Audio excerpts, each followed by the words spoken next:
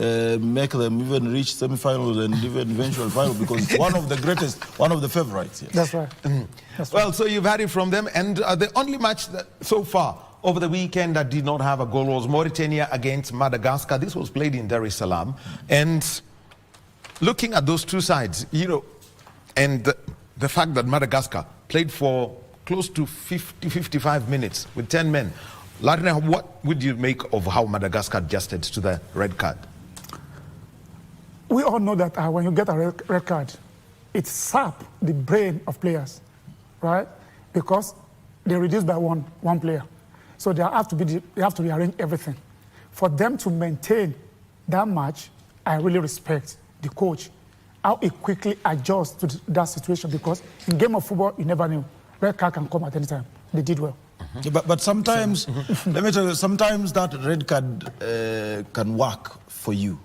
Because again, it motivates every player. And I always tell even my players, when we get a red card, remember, now you have 2 roles each. You have to become 20 of you on the pitch, because you have to cover someone somewhere every time.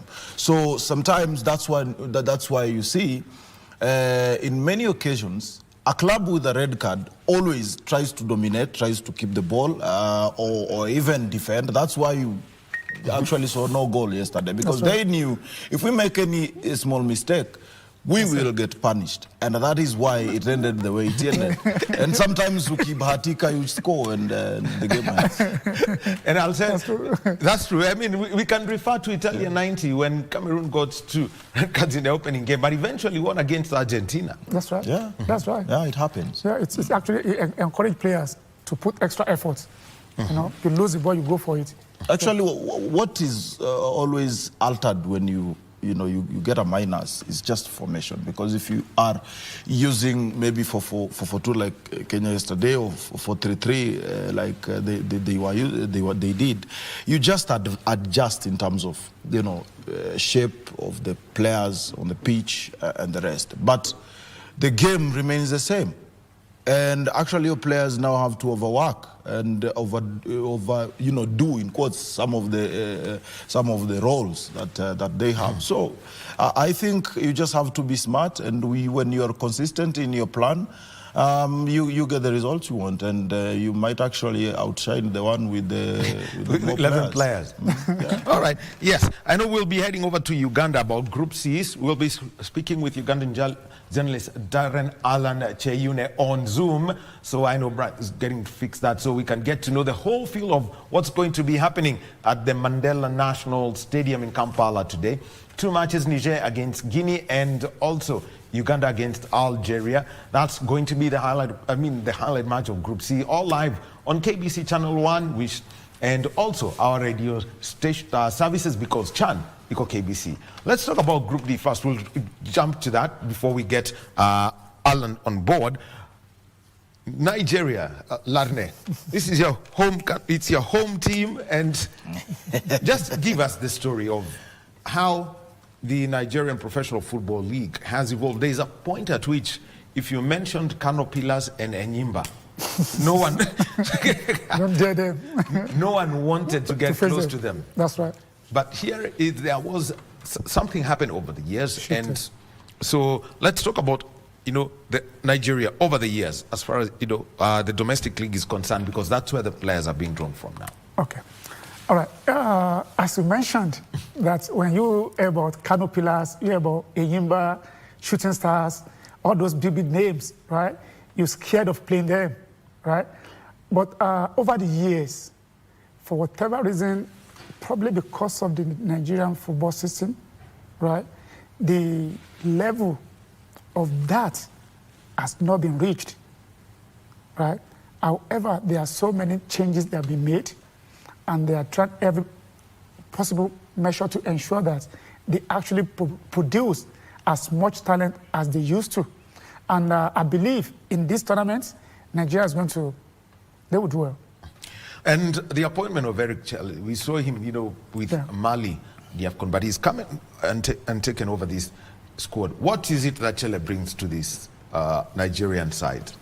I believe he brought on discipline, right? And he tried to give everyone opportunity to display themselves. If you have what it takes, I'm going to select you. We should remember that it is not easy for a country like Nigeria, let's say, for argumentative essay, let's say like a 220 million population, right? Whoa, four times, right? How does the coach get to select the best? Actually, you understand? So, that's exactly where I'm going. You understand? So, players that represent Nigeria, you understand, in every tournament might not necessarily be the best of the league, right?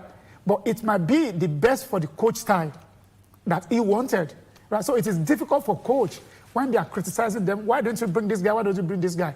He has to assess what player can play according to his standard, according to what he wants. And he has brought a lot of discipline. It actually happened even in Kenya. People are asking about why didn't you pick Mishiri and the rest? It happened. You know, there is that fans view. Of players, and then there is the coach's style of play and what he wants to achieve. So sometimes they don't understand each other. The two sides don't understand each other. So when again the coach decides and picks players, and then he wins matches like for example Kenya, then fans now we sit back and say, good job, but you are criticizing. Yeah, it's difficult for him to actually pick 23 players to come to CHAN out of all the Premier League teams. All right, and then something else, it's the qualification path. Okay. The rivalry between Nigeria and Ghana. How important was that qualification match? Because I know it's, when Ghana win against Nigeria, there is chaos in Lagos and a party in Accra. Yeah. But how was this? All right, the match between Nigeria and Ghana, is traditionally always be a tough match, entertaining match, right? So when they are playing against each other, even if we consider it as a friendly, right? They don't see it as a friendly. It has so many things that contribute to every time Nigeria is playing Ghana, because each country wanted to prove to others that we are unique. We are better than you in football, in any areas, right? So I believe Ghana and Nigeria is always an entertaining match to watch. You just have to watch it for the fun of the game and enjoy the time. Are you the Mashemeji Derby of West Africa? Yeah, Mashemeji mean in-laws. Or the cousins or the brothers. In-laws. We're close to each other. Exactly. We're close, yeah. All right, so the group you're in, same as the holders, Senegal. And you've got Sudan and Congo. And Congo Brazzaville. Yeah. First of all, what would be your assessment of, just before I go to Coach Ladra, I want you, to give your assessment of the squad that was picked, because you said it's always a difficult one to speak. Coach style versus the fan style. Versus fans' demand. That's right. So you see, majority of what people blame coaches from, right? Don't get me wrong, there are some outstanding players. Regardless of the coach style, you cannot do without them. Let us agree on that, right? So it's like if coach decided that in the terms of Kanuwako or Kocha, and coach decided, no, I'm not taking them to the match, people are going to get angry. So apart from those people that have a unique and exceptional talent, so there are some players that coach might want to look at that, look, this can fit into my style. This guy is going to lose the ball and fight for it back. So coaches will long that compared to a player that just lose the ball and just stand over there, right? So different coach have a different discipline he wanted to introduce to his team. All right. Let me just look at, some of the players who've been identified. There is Anas Yusuf and Junior Nduka.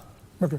Just tell, the story about those two youngsters. You see, those two players, I want everyone to keep their eyes on those guys, right? They are very good players. They can take on, because what makes them unique is that they can take on any players, right? And that gives Nigeria opportunity to create a space behind their opponents. So those two players, I believe, they are players to watch in this tournament. Well, First of all, your take on the Nigerian side, and because we know the Super Eagles, everyone would be looking for particular names, looking for seamen, but that won't be the case this time round because it's players based in the Nigerian professional, in the Nigerian Premier League. Yeah, Michael. definitely. You're right. We are not expected to see those huge, big names this time round. But I think, of course, Nigeria are the favorites in that group. Probably because the likes of Sudan, Congo, Brazzaville are maybe average. Let me say that in terms of this caliber of competition. I mean, so Nigerians might actually impress. But again, people really need to differentiate this. You have to differentiate the national team that participates in AFCON with the big names and the local players. Right. This is something different. Yeah, and maybe I saw someone talking about when our international players are around, we don't do well, and now we are doing well. And this is something that might apply even to other countries. You've watched Tanzania. They don't have super, players who are playing abroad, but when it comes to the local ones, they are doing well. So yes, Nigerians are the favorite in that group, but something might happen, something might go wrong because of the impression, first of all. But again, as a name, as a country, as Nigeria, when you are facing a number one in the league, there's always that thing, so psychologically you are destabilized. So that might happen, and I think that is what might drive Nigeria to great heights. Well, but when you talk about that, you also have got the defending champions in this pool, Senegal. And you see, they pulled it off against Algeria when Algeria hosted the last tournament.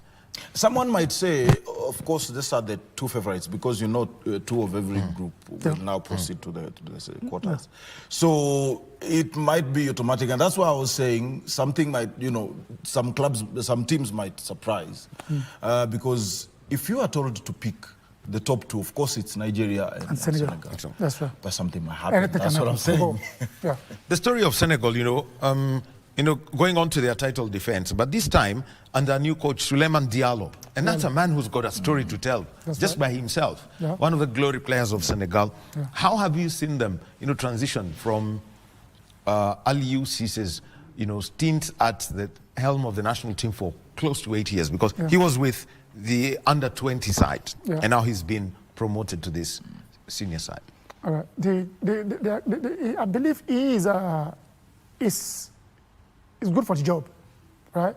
And as a coach that has a discipline is very important in any nations, because if the coach have a discipline, players can know that, look, we are not here to play, we are not here to joke, right? So I commend the Senegal FA to have appointed him as their new coach, because he has what it takes. As you said, when you look at his own life, his own transition up to this point, right, he has been doing an excellent job.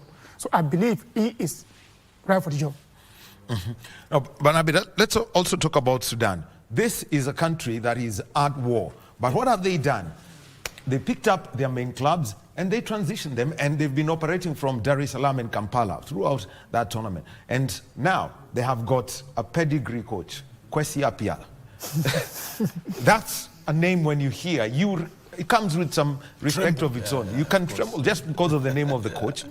But let's see, what's the story you could tell of Kwesi Appiah and how he's got to handle the Sudanese side, where he's basically picking players from 3-4 clubs overall?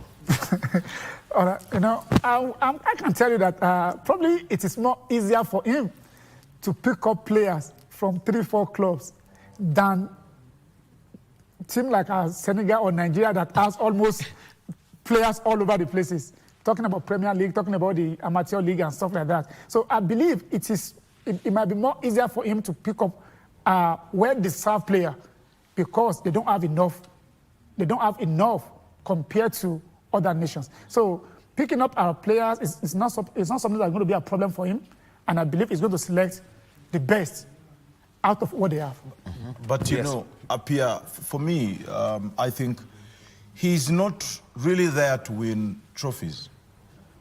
Why you say that? Why? Because Why you say that? Why are you saying that? because Apia is there to make sure that the project behind, to lay the background and try to uplift the status of the country in terms of football, and try to show the rest of the population or the players that it is possible.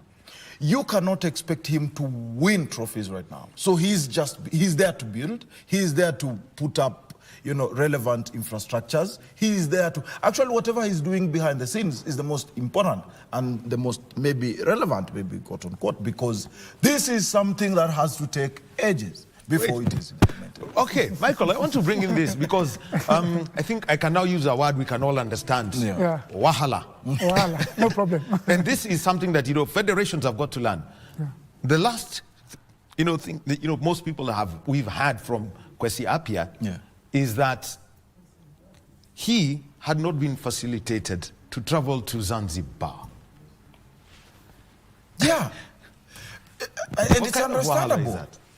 Is that? It's understandable because they are just coming up. Ideally, this is the coach of the national team. The federation, wherever they are, and making zero arrangements to have him go. We've had crazier things from Kenya, Nigeria, even here. But what's the way forward, especially for a country like Sudan, which wants to use a tournament like this to change, the face of everything happening in their country?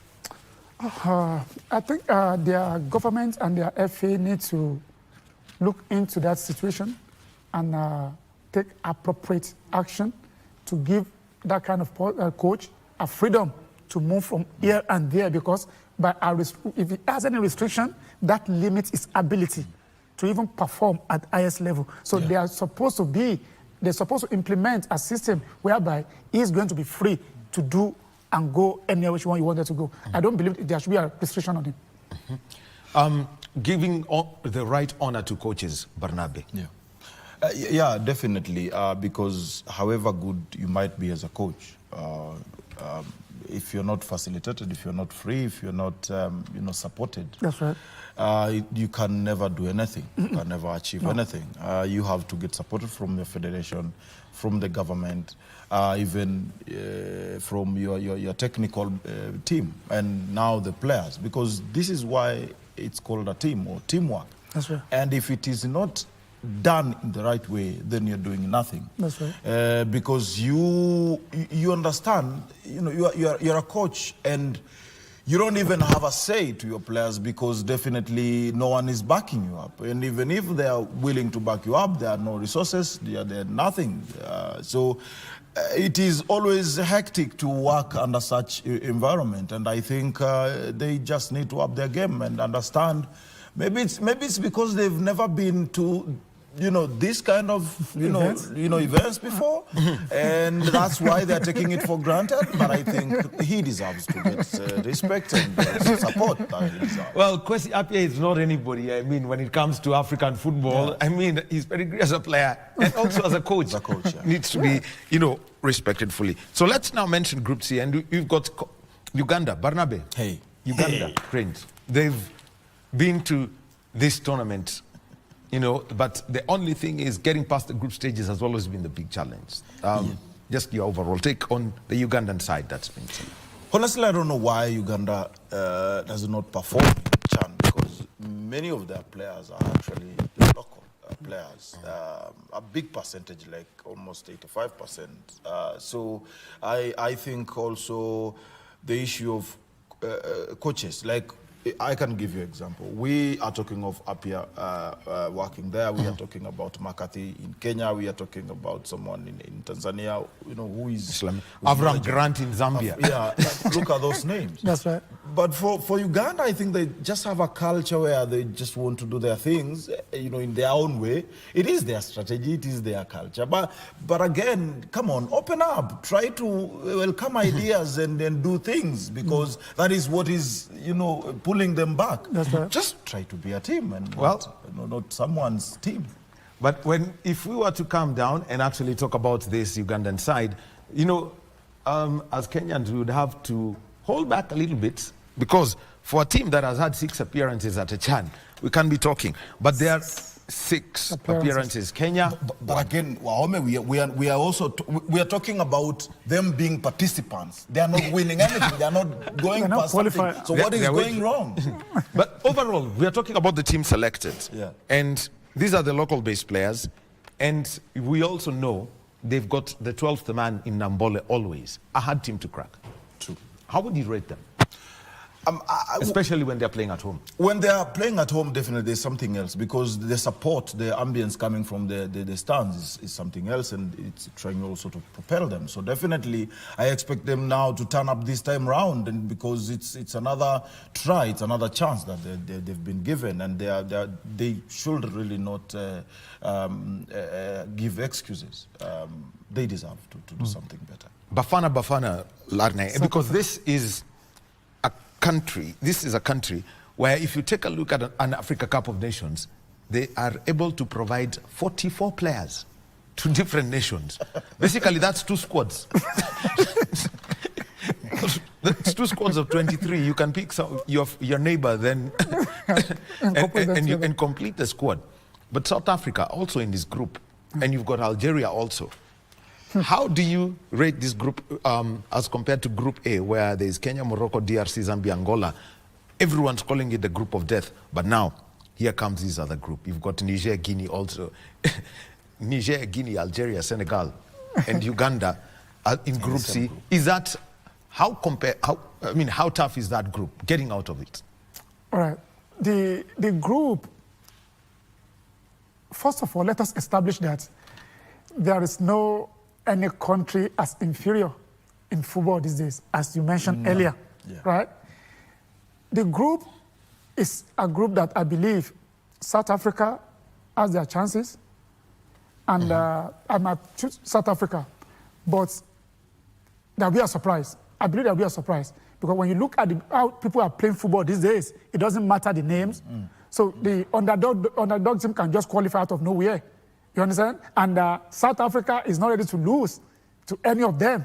So I believe this team, South Africa, they have chances of qualifying for the next round.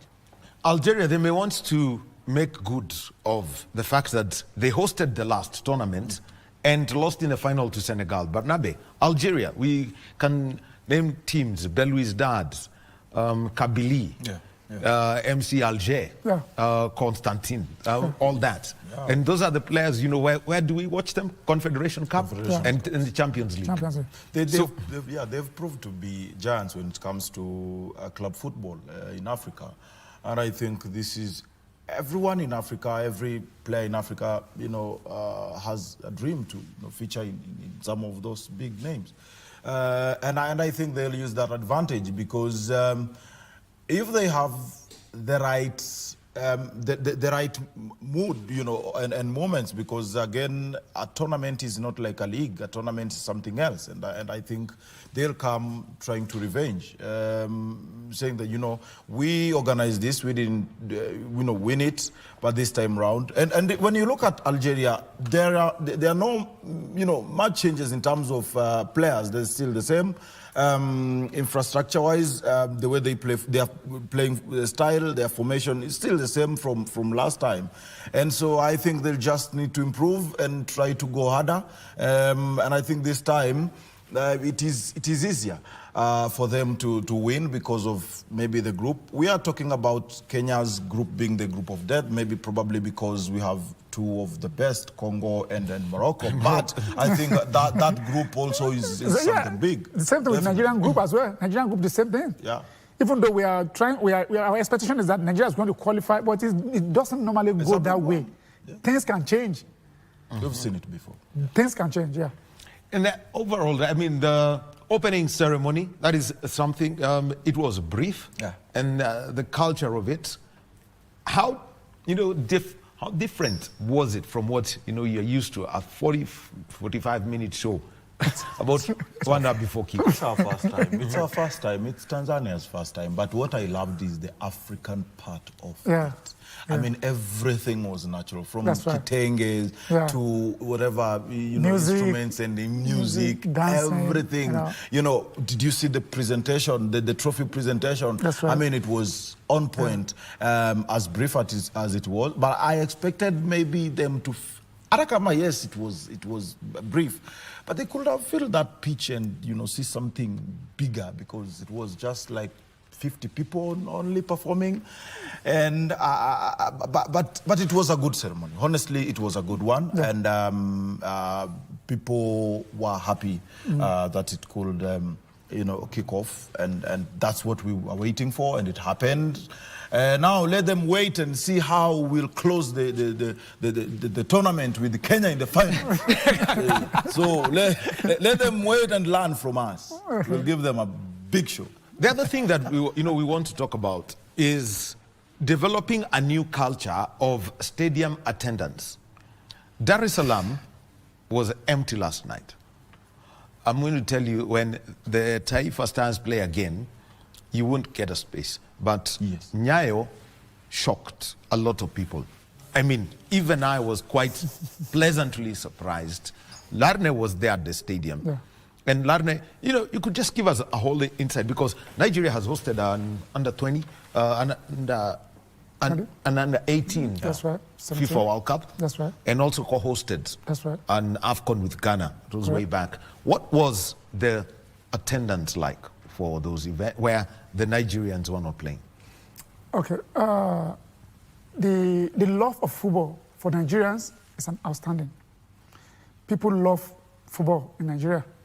And when it comes to like a national team, you will see a lot of people pulling out to go and watch the match, regardless of whether they have the ticket or no have the ticket. Everybody wanted to watch it, right? So you can see that from other Premier League matches, right, whereby you see some stadium being full. So the match, Nigeria and yesterday, the crowd, they came into the match and they wanted to enjoy themselves, and I believe everybody did enjoy themselves. We're just sending a statement that we need to host these things more. We love football, and we just need the opportunity. That's right. As Kenyans. But I think also Morocco is not a small name. So everyone wanted to go and watch this team play, because I think this is the moment we've been waiting. The hyping of this tournament in Kenya, the hyping period was short, but we did what we could do. And you could see Kenyans even on Twitter, I mean on X, Facebook, they were talking about it. So we will still see them, going to watch. And again, you see the interval between the Harambee Stars match and the Morocco match was a bit, so it was just from Kasarani to Nyayo. Here in Kenya, we use the thing we call kuchochana. Let's go, boys. Let's go. People are actually walking. Let's go. People are walking. People are just walking just to go and catch the next match. Yeah. You see some people say, "Oh, I'm going to Nyayo to go and watch this match." Come, let's go. People are happy. We're happy to be at the stadium yesterday, and you see the crowd. So I was surprised when I saw the crowd. And again, many Kenyans did not get the opportunity to watch Harambee Stars match, remember, because of ticketing. Chaniko KBC. So definitely. Chan is on KBC. Yes, they didn't watch live in the stadium. Yes, so many maybe opted to go to Morocco and console themselves. And you can see all of that happening because it's a new culture, it's a new opportunity. Yeah. Actually, I met somebody who's a friend of mine, and he told me that we should, he said, how come Dar es Salaam was empty and Nyayo was packed? You know what he said? He simply said, you know what? We should this tournament should just be given to Kenya. Yeah, that's what I was saying. We're sending a statement. We want to have it, we can host it. Trust me, even yesterday at Karasani, right? Kasarani, people are just being happy to be on the stadium. Music, singing, trying to they're elevating the players. When I take a picture and look at all around me, right, you have this sense of belonging whereby you see all the spectators rising up on their feet, basically the wave thing, the Mexican wave. Oh my goodness, it was very fun. Yeah. I believe Kenya, they deserve to host big event like this. We will, definitely. Yeah. Talanta is coming up. We will do more. You'll be back here in 2027 Absolutely. for AFCON. Yeah. You'll be back here in 2029 for the World Athletics Championships, hopefully. Maybe World Cup. World Cup, maybe someday. World Cup 2040. That's right. All right. Thank you very much, gentlemen. Oh, yes, we have our brother, Larnet. He is from Nigeria. He is here to cover Chan, and he's had the whole experience over the weekend. He's had a full taste of Kenya, of the Kasarani, of Nyayo, so he's felt it. Michael Barnabe, thank you very much for being with us. We take a short break, and when we come back, we shall be talking books. Now, in 2018, this book was published. This is the history of Kenyan football from 1926. We'll talk about it.